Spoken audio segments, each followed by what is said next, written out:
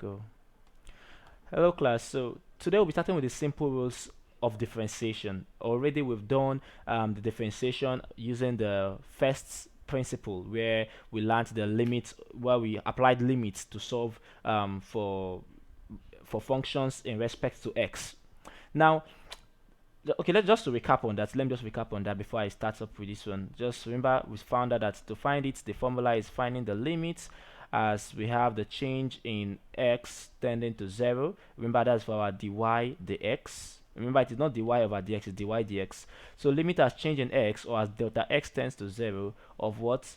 Delta y delta x, and you find it for whichever function you are working with, so f of x. So that's just the formula we treated, and I gave you questions which you gave me your feedback, and thank you. It was actually very good positive feedback. Some of you got some of the answers, some we had to still go back into and correct. Okay, but now we'll be talking about the simple rules of differentiation.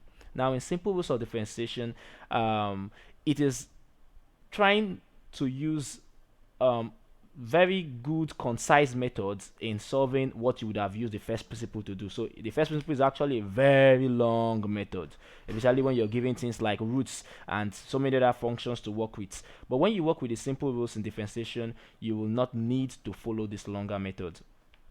Okay, so let's start with the first rule in differentiation. The first rule is for wherever we have any f of x and it is equal to a particular let's say particular a x raised to the power of n, then if we differentiate f of x, now this value I put on top, this is called your prime. It's also called the differential symbol. If I differentiate the f of x, I will have what is called, I'll have n bracket a x, here is raised to the power of n minus 1. Now this means that take my n back here and then take my n down, and then you subtract 1 from your n. So let's take an example. So if I say differentiate a particular function, let's say our particular function for f of x was, let's say it is 2x raised to the power of 3, then what will it be? It will be 3 coming down, it will be 3 times 2 x raised to the power of what? 3 minus 1, and that is like saying 6x raised to the power of what? 2. Is that okay? So this is a way of differentiating. So this was for f of x now, and remember this f of x here just simply means our dy dx. So it's just another way of seeing, because sometimes in your textbooks you see f of x and that's f prime of x, meaning you are taking your dy dx. If I say f prime prime of x, is like saying what? d2y the x square. Now this term means differentiate any function twice. So if I differentiate it, then I differentiate it again. So if I say again, it will now be what? It will be 2 times 6 x raised to the power of what? 2 minus 1, which is equal to what? 12x raised to the power of what? 1. So it's still 12x. So this is for f prime prime of x. So if I say f prime prime of x, that's 3 primes now. It means just differentiate it was 3 times. So the number of times you see it, that's the number of times you expect you to differentiate. So for this one is just one order of differentiation. This is 2 order differentiation. So we can have 3 orders, 4 orders differentiation. Now that's for the first principle, the first simple rule is in differentiation, which is actually very interesting. Now some other things you need to know is that when you differentiate a constant means just a number without any x. So if I say my y is equal to, let's just say 5, this is a constant. If you differentiate the constant, that's a y prime, it will give us what? 0. So remember, how do I know that? Let's imagine that we have our y as equal to a. Let it be an arbitrary a. Then if I take my dy dx, it is like saying what? Remember, it's like saying our a, this our a is looking like an a having x raised to the power of 0, because x raised to the power of 0 is what? Is 1, right? Is 1. So what will this look like? Sorry, this is raised to the power of 0. So if I do that, it's like telling me that differentiating this particular thing will be what? 0 multiplying a x raised to the power of 0 minus 1, right? But 0 multiplying everything here will give us what? 0. That's why we know that the differentiation of every constant value will give us what? 0. Do we understand? Now, what again can we see? I'm looking at to see if there's anyone I'm forgetting. Okay, so there's not really nothing again. Normally they give you several numbers to differentiate. Let's say like we're given let's say um, we have that our y is equal to, let's say, 2x raised to the power of 3 plus 6x minus 2. And I say differentiate this. You just say our dy dx is equal to, now your 3 comes over here to be what? 3 times 2 multiplying x raised to the power of what? 3 minus 2 minus 1 plus 6. Remember, if this one is carrying raised power 1, is 6 times 1 x raised to the power of what? 1 minus, here is 2. So anything that the differentiation of a constant is what? 0. So here is already what? 0. So I can say minus 0. So what is here? 3 times 2 is 6. X raised to the power of what? 3 minus 1 is what? 2.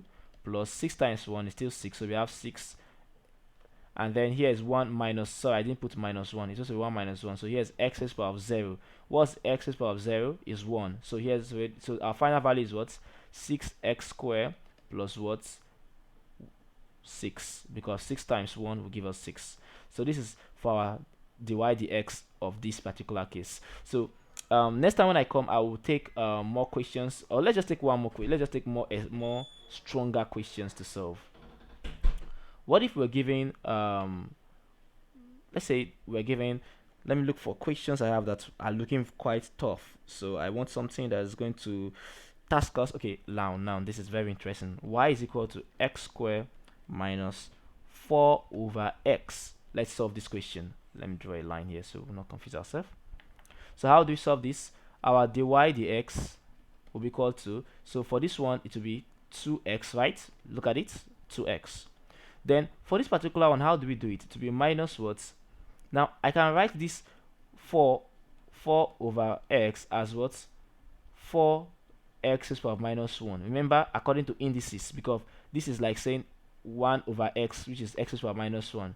So here is like saying 4x raised to the power of minus 1, right? And then if I differentiate this part, it's just usually like saying 2x minus what? Remember it to be minus 1 times, so in fact I'm scattering my write-up, so let me just arrange everything together. So first of all, let me arrange everything to be y is equal to, here is x squared minus 4x to the power minus 1, and therefore my dy dx is equal to, here is 2x minus what? Minus 1 comes here, so it will be minus 1 multiplying 4x to the power minus 1 minus 1, and that is what? 2x minus times minus is plus, so we have 4x to the power what? Minus 2, and this is our final answer. Or I can write it as what? 2x plus what? 4 over x squared. So is that okay? That's good. Now let's take one more question. I'm looking for more tough questions to take so that we will have enough questions to go back home with that we've solved. Which one again do I have in my book that looks tough? This is very interesting. Let's take this. Let me move my screen again more. I want it to be farther away. So we have our f of x, which is like saying y, is equal to, we have 3 root x plus 2 over x. Okay, let's solve this question. Now solving this one, we have what? That for, let's arrange this. So 3 root x is like saying 3 x is power of what? 1 over 2. Because remember, in indices, root x is like saying x power of what? 1 over 2. Then plus what? 2 over x. We've treated it just in this case, so that will be what? 2x power minus 1. And now we can now find the dy dx, and that will be what? That will be 3 times 1 over 2 x is power of what? 1 over 2 minus 1. Remember? So 1 over 2 come over here. That's how we have 3 times 1 over 2. Then plus, here will be what? Minus 1 will come over here as minus 1, 2x minus 1 minus 1. So 3 times 1 over 2 is just 3 over 2. And then x is power of what? 1 over 2 minus 1 will give us what? Minus 1 over 2. Plus, sorry, this will not be minus because minus times plus will give us minus. Minus here will be what? 2x is power minus 2. So I can end it here, or I can simplify it by bringing out, showing it very well. That will be 3 over 2. And then here is what? 3 over 2x. And here will be, since here is, okay, our x is carrying minus 1 over 2. So definitely our x will then be what? Our x will then be times, it's like writing times, or let me put it in a bracket, so I put it in brackets what? 1 over the square root of x according to indices minus 2 over x raised to the power of 2. So I can write this one as 3 over 2 roots x minus 2 over x squared. Is that okay?